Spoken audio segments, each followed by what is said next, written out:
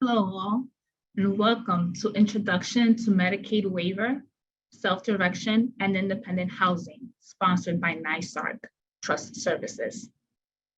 My name is Angie Fructuoso Vasquez, and I am the Director of Admissions and Community Integration at ADAPT of the Hudson Valley.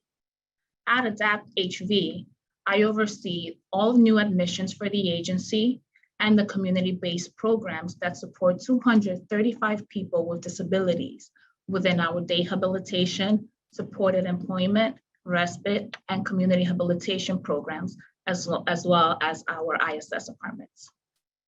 A few housekeeping rules before we begin. Please put any questions for the panelists in the Q&A section at the bottom of your screen. If you're having technical difficulties, there will be answers to common questions in the chat. This session is being recorded, and you can watch it again online at www.adaptcommunitynetwork.org.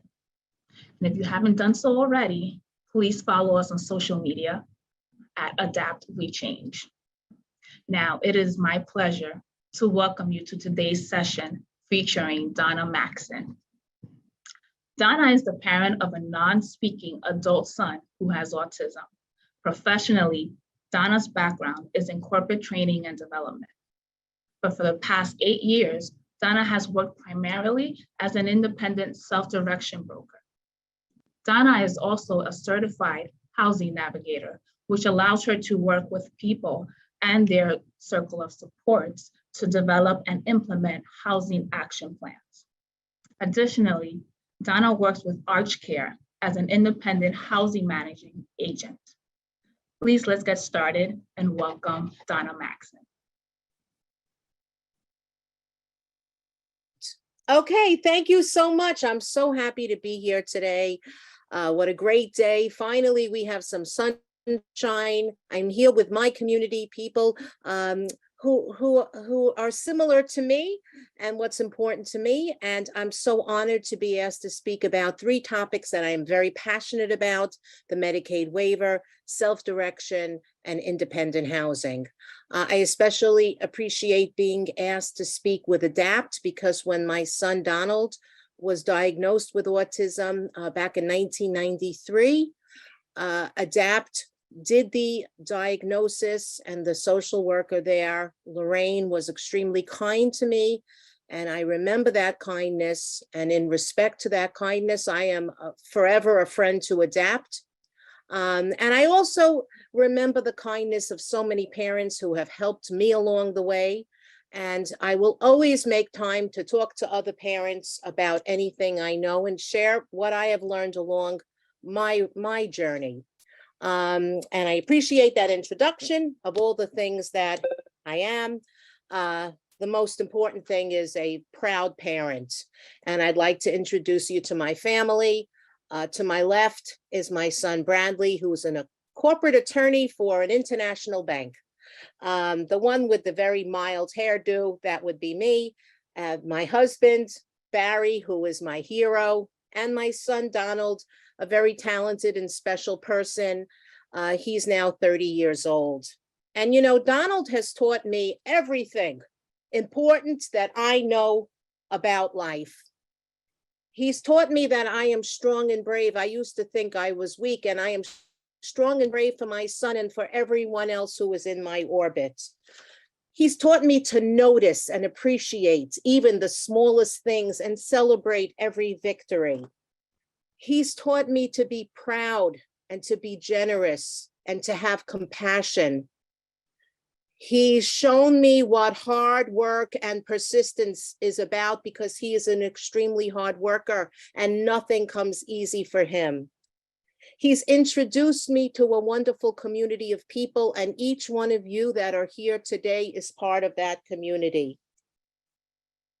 So I thought I'd let him quickly introduce himself to you. And I have this very, very teeny weeny video of him in his ASL class. He takes American Sign Language class one-on-one through his self-direction plan. And I'm going to be very entertained to see the sign language interpreter interpret the sign language. So let's see. My name is My name is Donald, Donald. Thank you. Thank you. And you know, he's out in the community right now, today doing personal training, later taking a piano class. He's out with his staff having a nice day. So anyway, I am here to talk to you about 3 ginormous topics. I could fill a college semester on these 3 topics. It's the Medicaid waiver, self-direction, and independent housing. And I'm very passionate about all these 3 topics. So I'm going to try to do the best I can in a short amount of time and allow for some questions.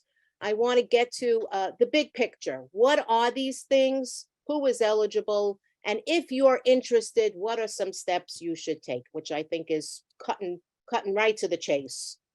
A little bit about the Medicaid waiver. You know, I do find that sometimes I meet parents of young children and they're very interested in school. We just had a fantastic presentation about IEP. I learned so much, but they don't know much about the waiver. And the waiver is really something, can't get involved in school or health, but it can provide important home and community-based services when the child comes home from school on the weekends, you know, during school breaks.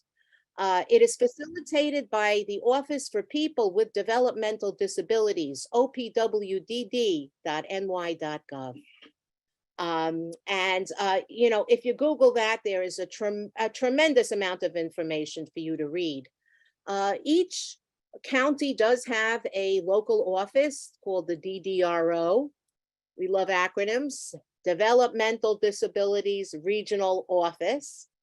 And, you know, one of the main concepts is services should be individualized and person-centered, meaningful for that person. Services could be provided directly through OPWDD or through a nonprofit agency affiliated with OPWDD. Some examples, and by the way, I lifted this from the site, are habilitation services, respite care, service coordination, and adaptive technologies. Who is eligible? Well, those that have a diagnosis of a developmental disability. There has to be an onset prior to age 22. You could apply after 22. I have a man on my caseload now. He's in his 50s. He lived in Long Island. His mother passed away. He came to Staten Island to, you know, to live with, you know, with family. We got him his own apartment, and he applied in his 50s and was approved. But he was able to prove that this was a developmental disability that he had, well, something that he was born with.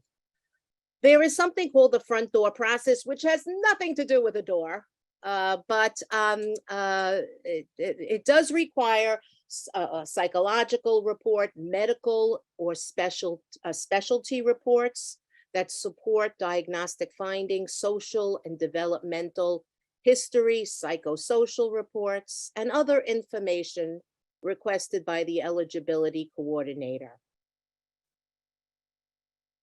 Steps to take. Well, if you do not have the Medicaid waiver but want to learn more, there is front door information sessions given at least once a month. They do it now remotely. They have their own platform. You can schedule, register, attend. Your care manager could help you with that. They offer these sessions in different languages. After you do the session, then you're going to have to start getting evaluations and filling out paperwork to apply. This is not a fast. This is not a fast process. This is very complicated. You know, I've heard it takes 6 months. I've heard it take longer.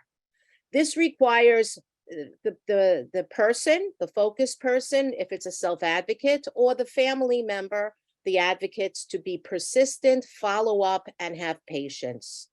I have the Medicaid waiver for my son, Donald, since he's 3 years old and he's 30 now. So I have a lot of experience of having the waiver. It's really been a lifeline for us. And I have had the waiver in two different ways, traditional services and self-direction.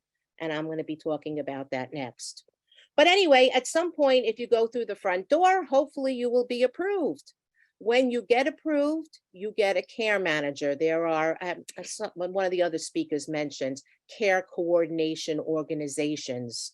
Some of them have eligibility departments, by the way, and they're specialists on, little teeny questions. This happened, how do I overturn it? Like, you need an eligibility specialist. A lot of these CCOs, care coordination organizations, have specialists that can answer and troubleshoot these little questions that, these important questions. But so you get a care manager, and the care manager has many roles, kind of like a caseworker for you. One of the most important roles is to author the life plan. And the life plan is a guiding document or your prescription for services. Section 1 has a narrative, a story about the focused person. It's very important that the family, the person themselves, the advocate, read the story. And if it's not complete, recommend how it should be revised, because you know the person best. You needed to tell a complete and accurate story about the person's life, daily activities, relationships, home. Section 2 lists goals that the person will be working on with the help of the Medicaid waiver. Section 3 lists safeguards or safety rules. Section 4, Medicaid funded services.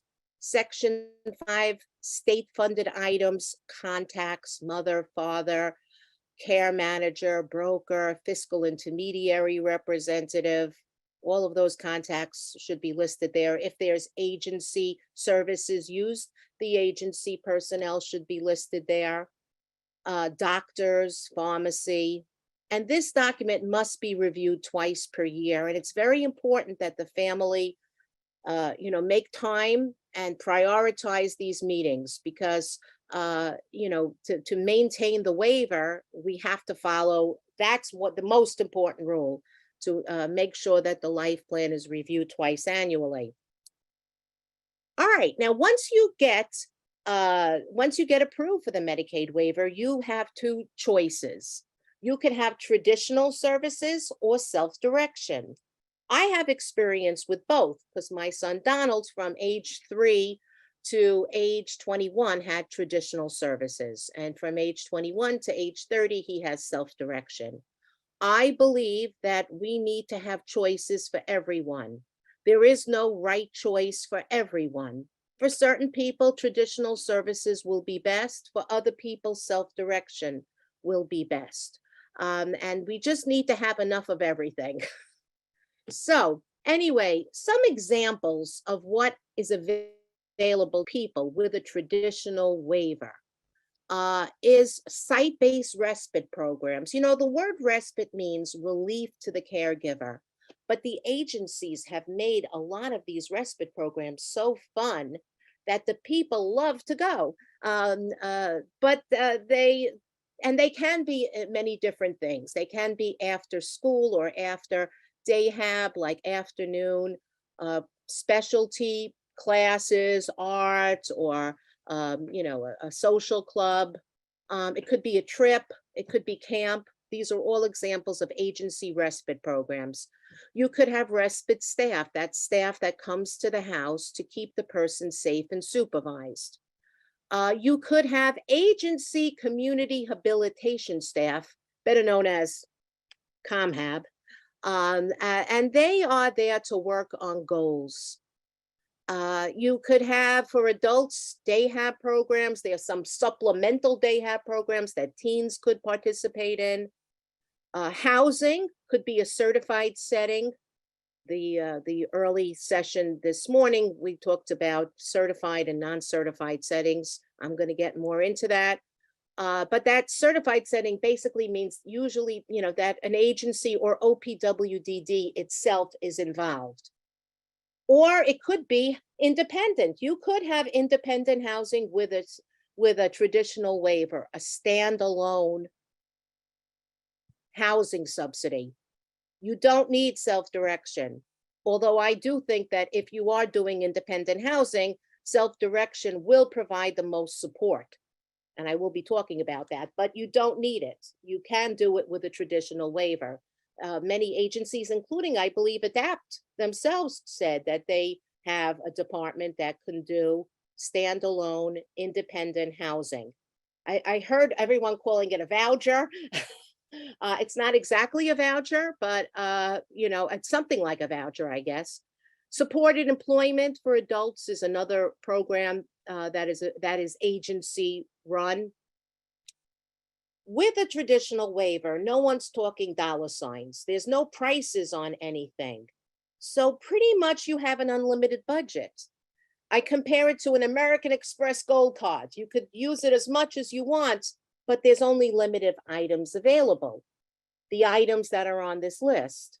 A few other things. This is not a complete list. Technology, there's some other things that are waiverized that you could buy with your traditional waiver. You don't need self-direction. Limited items available for some people. This is enough, and this is the correct thing. What about self-direction? That's the other choice. And what is self-direction? Well, it is an international movement for social reform, available in many states, not only New York, available in many countries. In fact, many years ago, when I started with self-direction, I started with my son's plan in 2012. It launched in 2013. But I think around 2015, we had some visitors from Scotland who do self-direction there, and we had a very interesting meeting with them.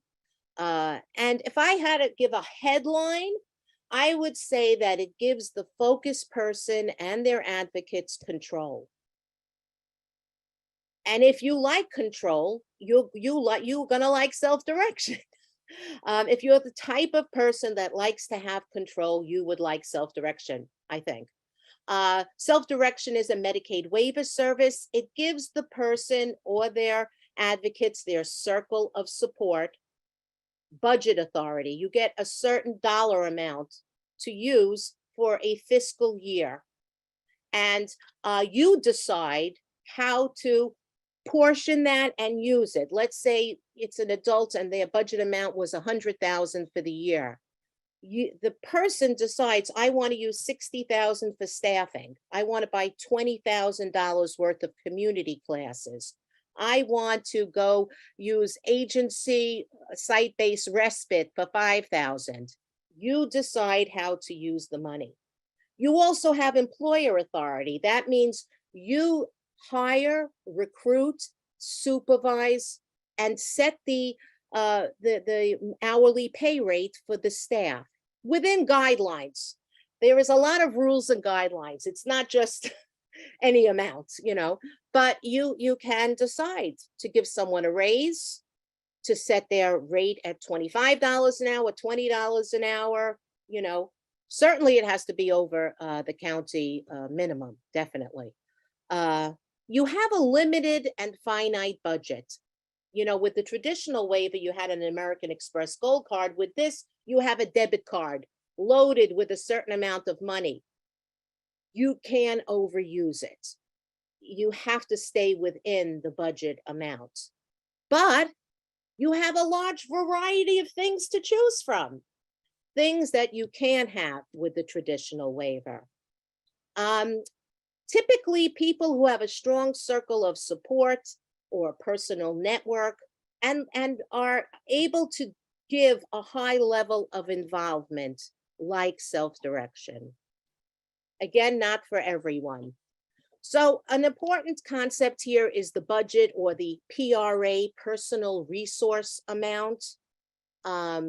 So how do they come up with this number? Well, it's based on the DDP2 scores. the DDP2 assessment that the care manager does. Right now, I believe they do it every 2 years, this assessment. And those that have low scores, have a low level of disability, have a lower budget amount. Those that have high scores, they demonstrate a higher level of disability and their budget amount is higher. Self-direction is fair. There's also different maximums for children versus adults. Because the equation factors in that children are in school from 9 to 3 and you don't use the waiver in school. So in general, the amounts are typically lower for children and higher for adults. Finite amount. Well, yes, it is a finite limited amount and you cannot exceed the amount, and all waiver services must be deducted. They have some agency respite, all of the traditional services are the housing subsidy, everything gets deducted. However, it is an annual budget and it's refreshed with new funding every year.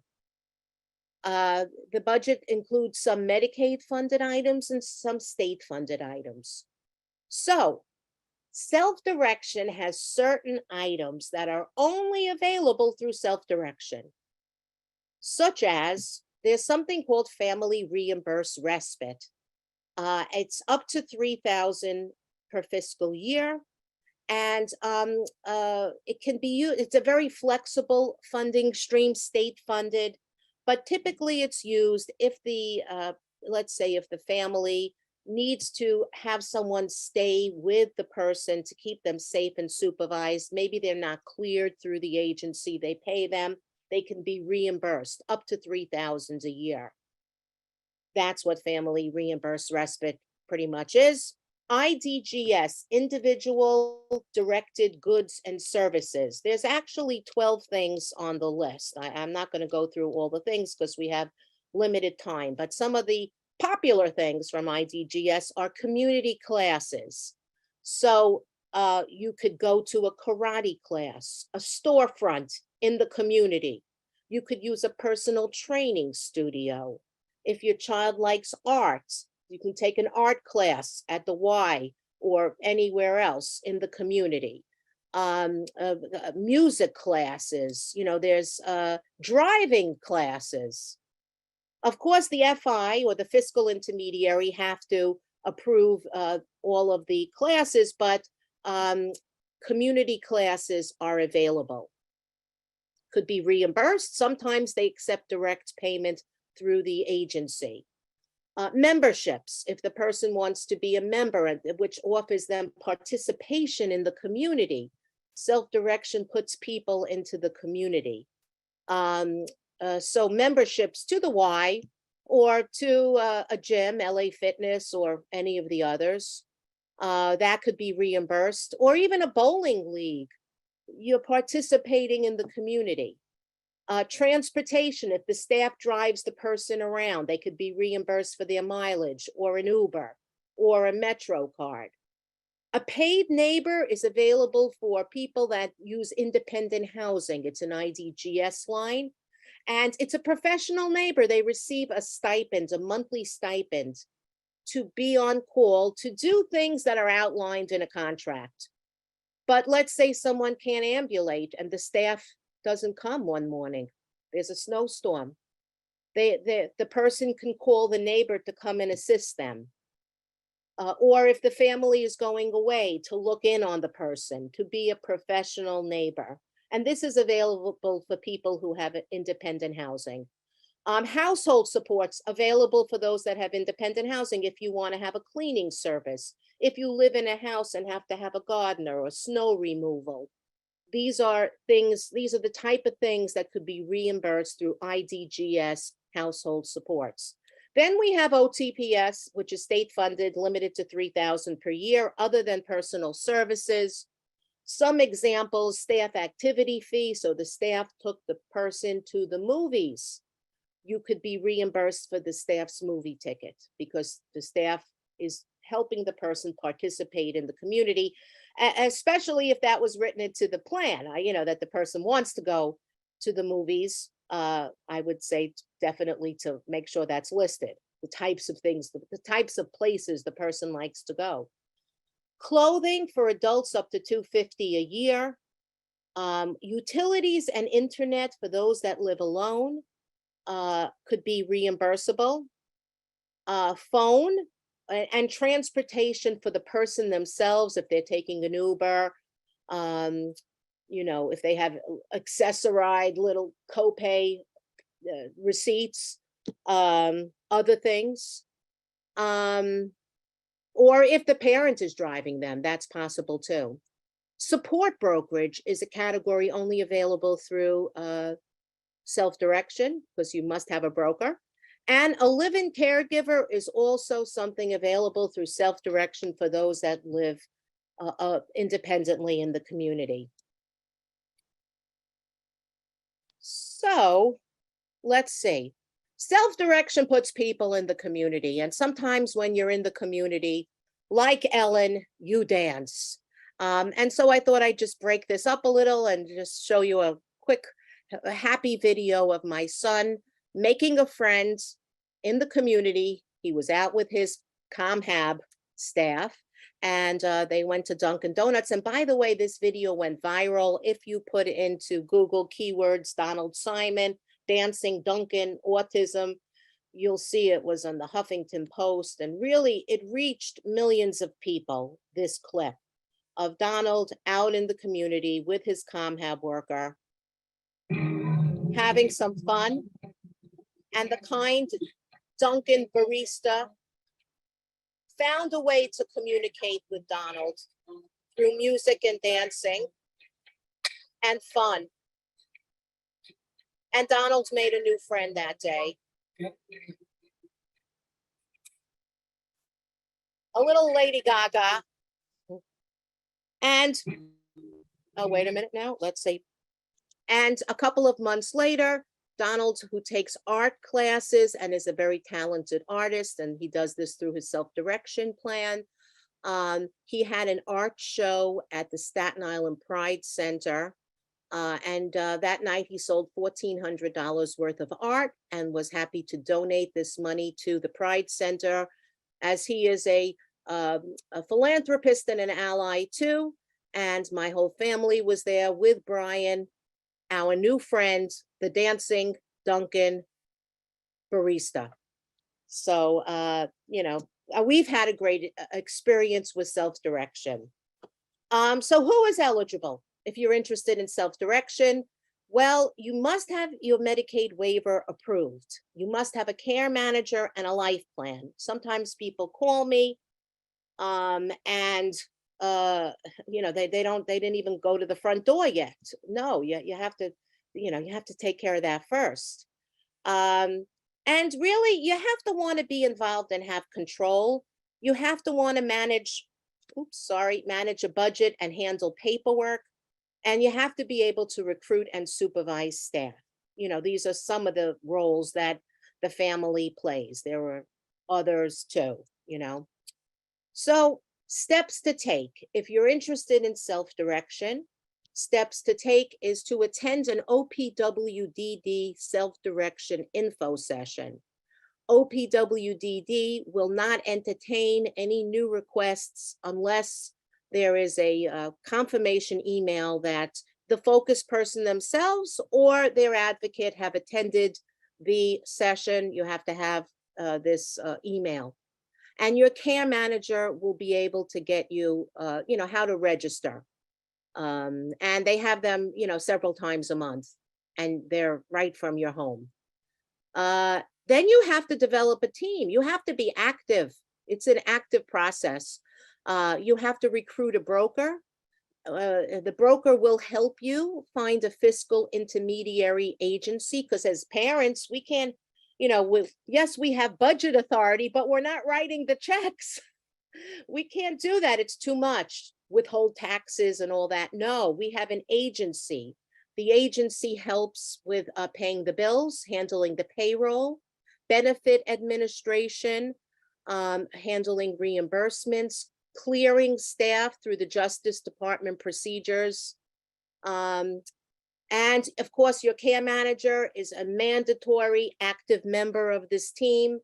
And of course, if you're gonna have self direction and you have staff, you're gonna be needing to get self-hired staff. You need to apply for a startup budget through self-direction. And basically, the real meaning of that is that this will allow a broker and fiscal intermediary to join the team to assist you to develop a person-centered proposal, a self-direction proposal that will include a budget spreadsheet where you're demonstrating budget authority. And you're going to develop a person-centered proposal. Usually, if you're having ComHab staff, that includes a staff action plan and safeguards. You're going to be implementing and managing the plan after it gets approved, and ongoing monitoring the expenditures. If you put 12,000 for classes and you use these things at the prescribed rate, you would be using about 1,000 a month. If you see the first month you use 2,000, maybe I need to make some adjustments. It's the focus person and their advocate's role to monitor the expenditures, manage the monthly paperwork. There's a monthly note that has to be authored and submitted. Supervise staff, meet with the team, revise the plan and budget as needed. It's a project, and definitely people will tell you, other parents will tell you that you get better at this as you go. It's a lot to learn. It's very, to me, fascinating, interesting, and really a lifeline for my son. He's so happy every day going places with his staff, and it's really the right thing for him. Traditional services worked very well when he was younger. Traditional services may work well for you now. We all need to have choice. So that brings me to the third part of this presentation, which is about housing. And just like you have choices with the waiver, you have choices with housing, certified or non-certified. Again, certified usually implies that either OPWDD itself or one of the nonprofit agencies affiliated with OPWDD is running the housing. With non-certified, that usually means that it's independent housing in the community. So, these words were kind of mentioned at the introductory session this morning. Maybe I have a little teeny bit more information. I can't get into too much detail, but when we talk about IRA, I think a lot. Someone mentioned that typically the word group home, I think, comes to mind, or community residence. A supervised IRA, individual residential alternative. Supervised usually means 24-hour staffing. A supportive IRA usually means that staffing is not 24 hours. It's based on the person's individualized needs. Sometimes this is more like a supportive apartment run by an agency. That's an example of a supportive IRA. Could be different gyrations there. An ICF, intermediate care facilities, these are examples of what certified housing is something like a group home too, but usually for people that have more medical needs. A specialty hospital is for those that have very high medical needs. So steps to take if you're interested in certified housing. Talk to your care manager. There is a process called CROW, Certified Residential Opportunities. If you Google OPWDD CRO, you will find the form. It's on their site. It's a form that needs to be completed. Usually the person, their advocates, and the care manager will complete that form, and it's submitted to the regional office, and agencies review. I will throw in, because this is really not my specialty. My specialty is independent housing, which I'll be talking about next, but I will add that what I do know is that it's not a list where number 1 goes first and number 100 goes last, if there were 100 people on the list.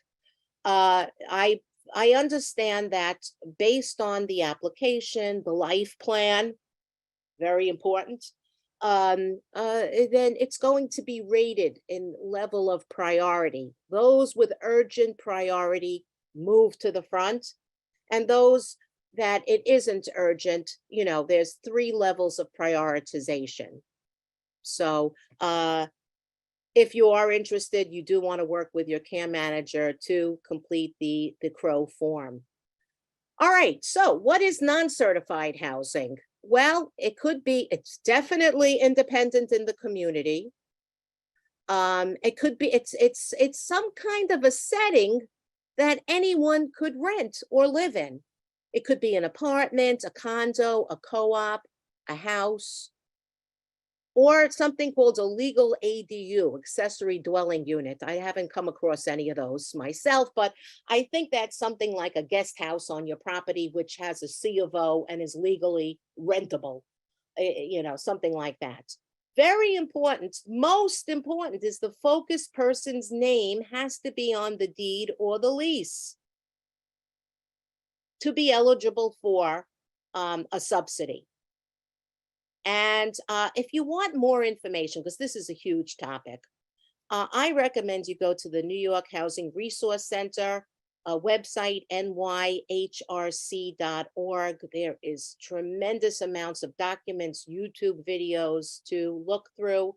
You can join their mailing list and be invited to many, many information sessions.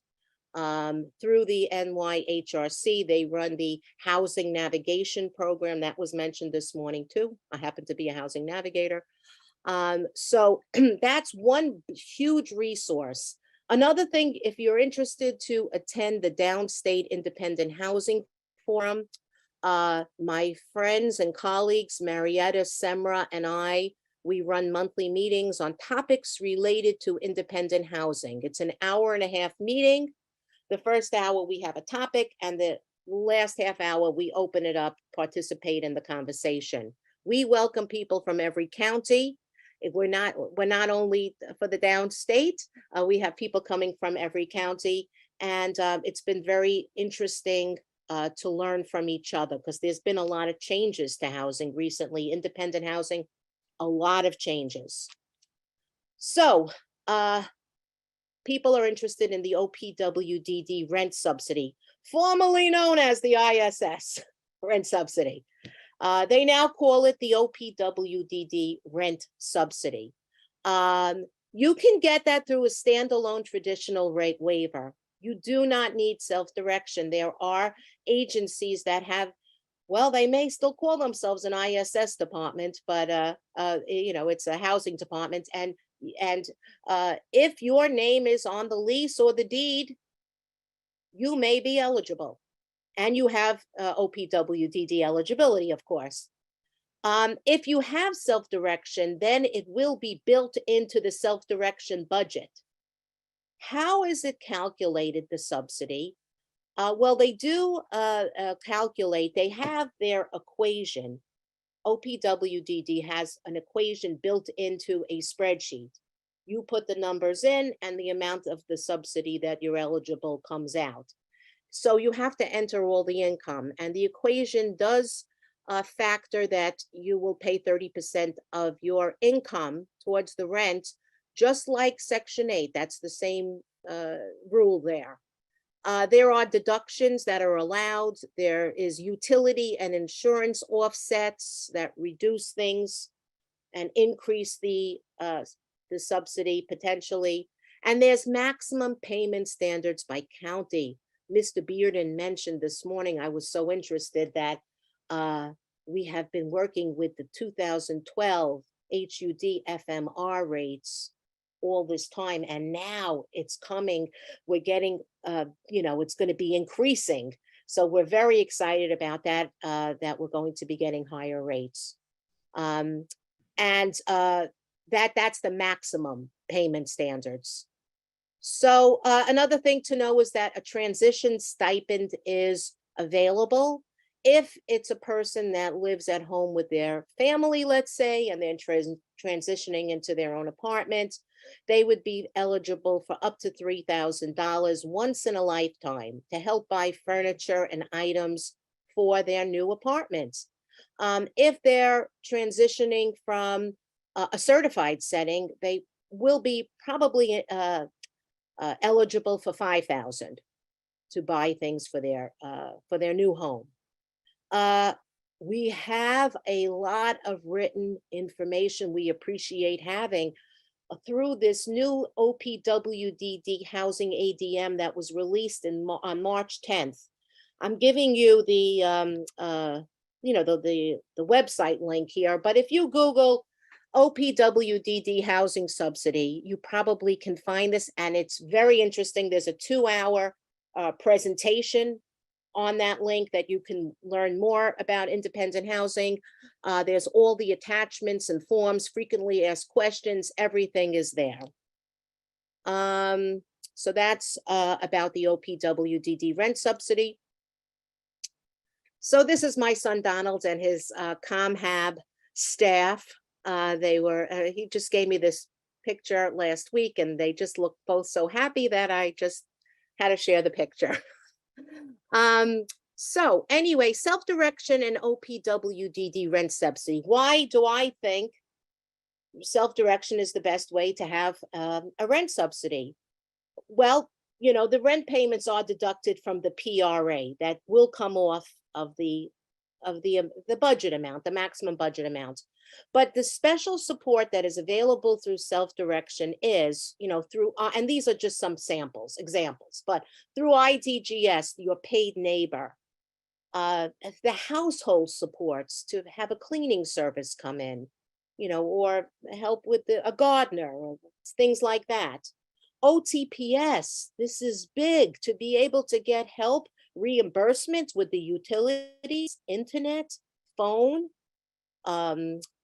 There's also things like OTPS items that support health, safety, and independence. And let's say for, this morning in the intro session, there was some talk about technology helping independent living plans. Yes. But that technology usually has a monthly fee, and that fee may be reimbursable through a self-direction budget. Having a live-in caregiver. Of course, your self-hired staffing, a housing navigator, which you can find out more about through that same website, nyhrc.org. There's over 400 housing navigators available in New York now, and we are specially trained to help people develop housing action plans, to discuss how to increase benefits and decrease costs, to create a plan that is person-centered and sustainable, to help people transition into independent housing, and to help manage crisis within housing plans. And that can be funded through self-direction. The fiscal. I apologize. Sorry for the interruption. Donna, we just have a few more minutes before we start taking some questions, okay? You can start typing questions into the chat. All right. Thank you. I've timed it perfectly. I hope I'm not going too fast for the sign language interpreters. Okay. So the fiscal intermediary typically provides the landlord monthly check for the rent, or the portion of the rent that is, payable through the budget. If you have a standalone subsidy, the agency will pay. And sometimes the agency will also provide ComHab and other services if you have a standalone OPWDD housing subsidy. So anyway, this is working out fine, because here's my last slide. I'm Donna Maxon. I am an independent self-direction broker. I do have a very full caseload. I am here today to talk to other parents, about what I believe and what I know. I'm a certified housing navigator. I'm very interested to help people that want to do independent housing plans because it's the hardest thing to do. I am a certified plan network facilitator, which is a system used in Canada to help strengthen circle of supports, develop personal networks. When we talk about sustainability and what will happen after I'm gone, we talk about having other people involved. I'm an independent housing managing agent for the New York Archdiocese, developing independent housing plans. And most importantly, I am a proud parent, but I hope I am a friend and advocate to many. And if I could ever help you, best to email, but I'm giving you my phone number too. I will be speaking at the New York Alliance Living and Working in the Community Conference.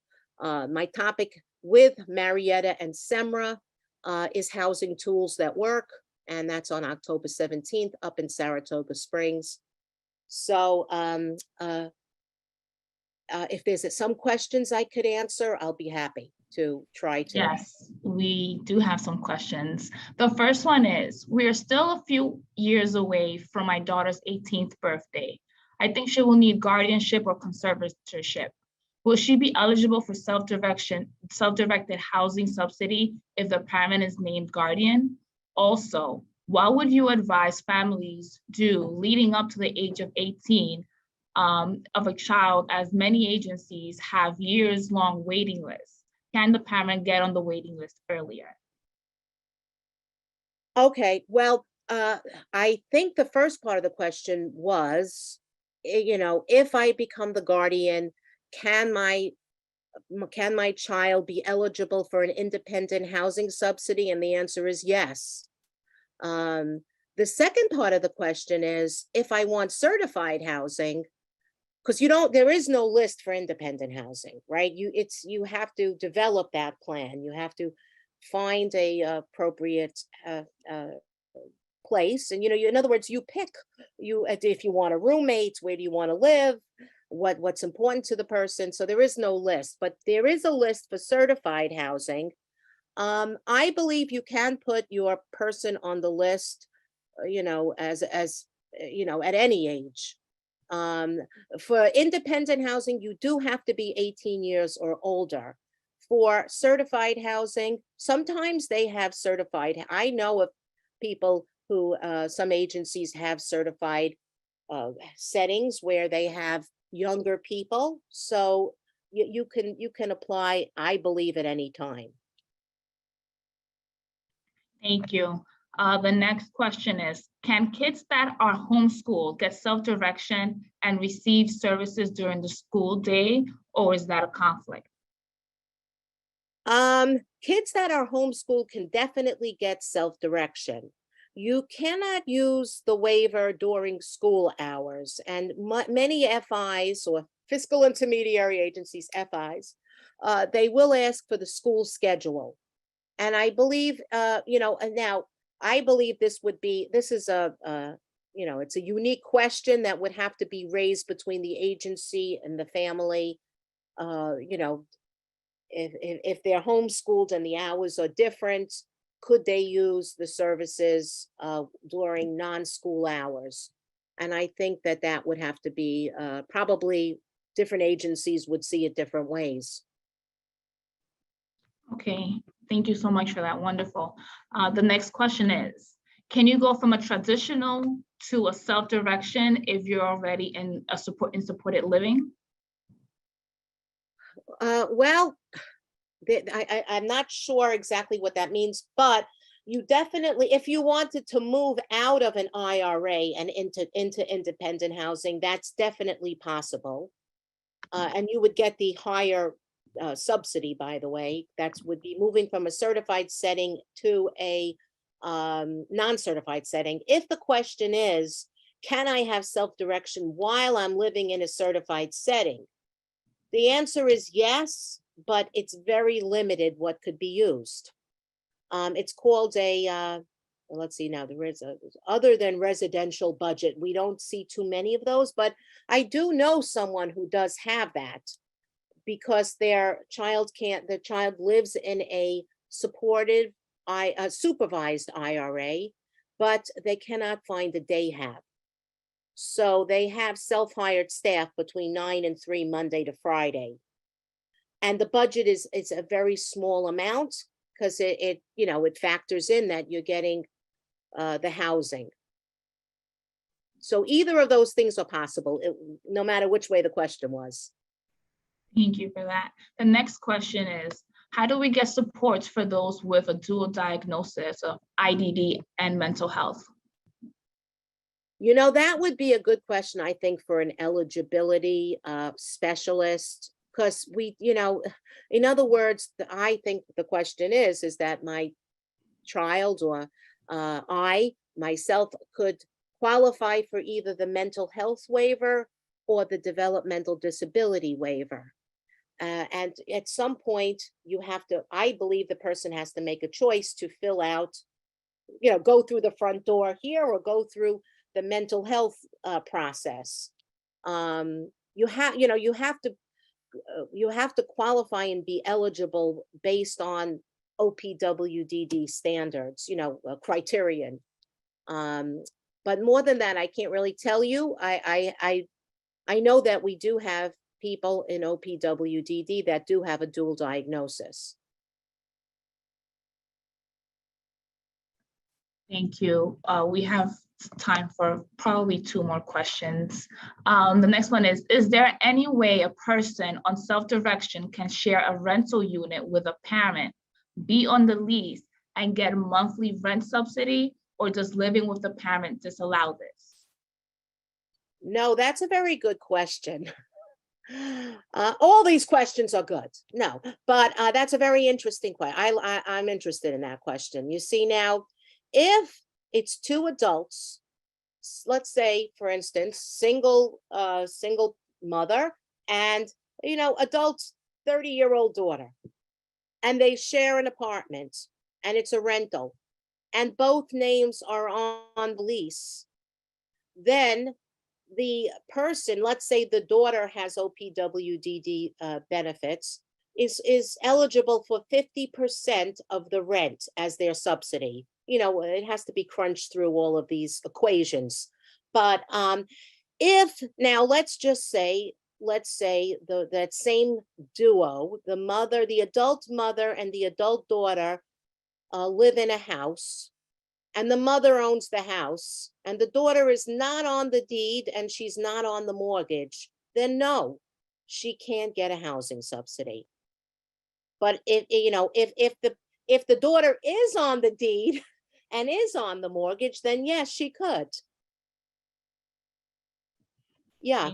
And also, if you had self-direction, you could probably get 50% reimbursement for the Con Ed, the National Grid, if you have, if you're paying for the internet, all of that, because the state will not pay for the mother, right? Because she is an OPWDD eligible, just for the adult daughter.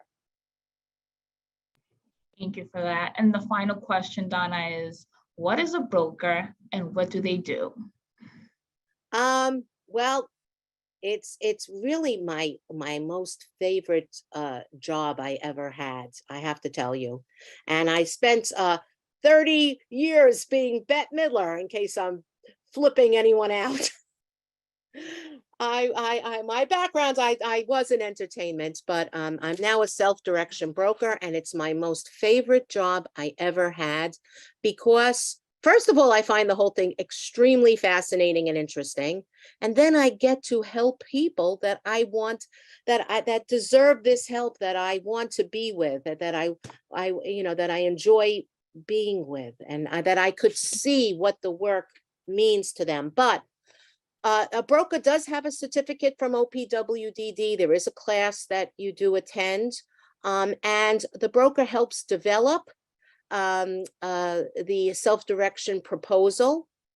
really a lot of training and education for the family to help the parents understand what self-direction is, how it works, what their responsibilities are, and helps them maintain and implement the plan and make changes and revisions as we learn, as we start using the plan and we learn things. I'm an independent broker, which means that I work for myself. I'm self-employed. I make my own hours. I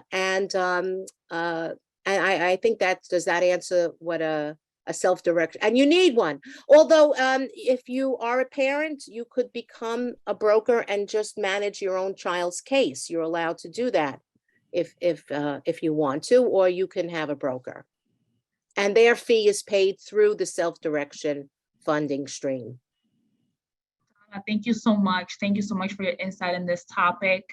And thank you to everyone for joining us today. If we did not get to your question during the session, we will get to them after the event.